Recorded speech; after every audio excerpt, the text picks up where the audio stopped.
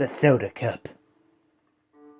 It's Comics and Shots, a completely improvised semi-comedic musing by Howard Stern's Mick the Nerd, aka YouTube and TikToks, Mick the Man, aka Mick the Maverick, aka a guy who's got a story to tell. Today's subject, Transformers 1. Transformers started as a comic, it counts. Holy crap, I love this movie. Super fun. I really recommend it for your older kids. Definitely your older kids. It's not the shoe in the dip from Who Framed Roger Rabbit horrifying, but yeah.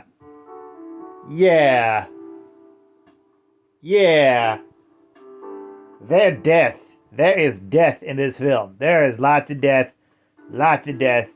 Death, deathity, death. Robot death. Yeah. Oh, man. No Energon blood. I feel like it probably would have been too much, but there's still death. Still pretty brutal deaths. Deaths all the time happening. Dead robots. Dead bots. Necrobots. Necronomicon. How did they never think of that?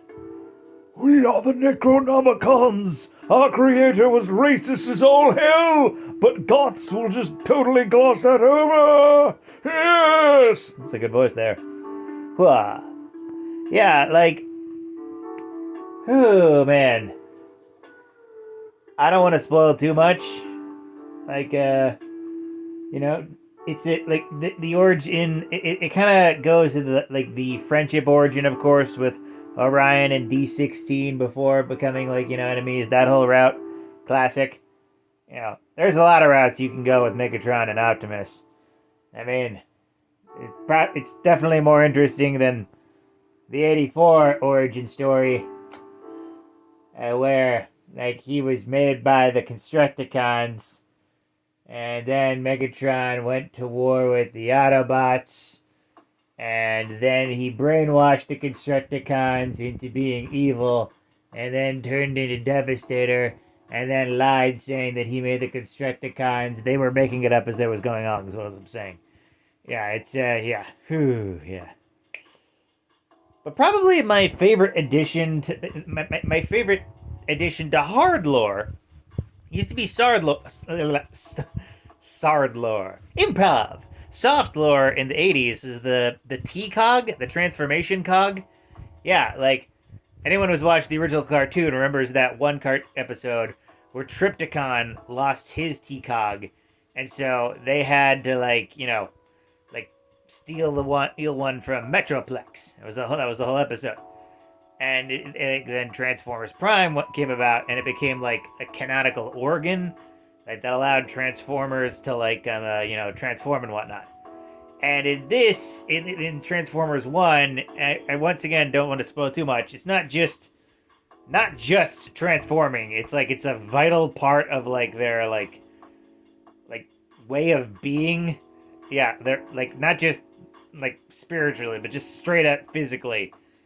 I really don't want to spoil too much, because yeah,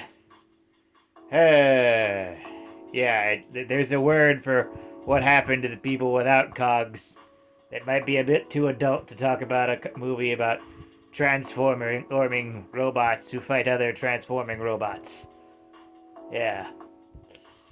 But yeah, my review of it, 900,000 out of 1,000,000 in hamburgers. Tied, second place best Transformers movie with Bumblebee. Probably rank 1 above Bumblebee just a little bit. Just a little. Still love Bumblebee, but yeah. Go check it out for yourselves, and if your kids are squeamish, wait. Just wait. Like I said, lots of robo-death. Death. Mm-hmm. Yeah. Oh, yeah. Like, comment, and subscribe. Donate if you're feeling nice. Share it with a bear. And always remember, praise be to the Blood Elk, fear the Stabopotamus, and death to Kronos.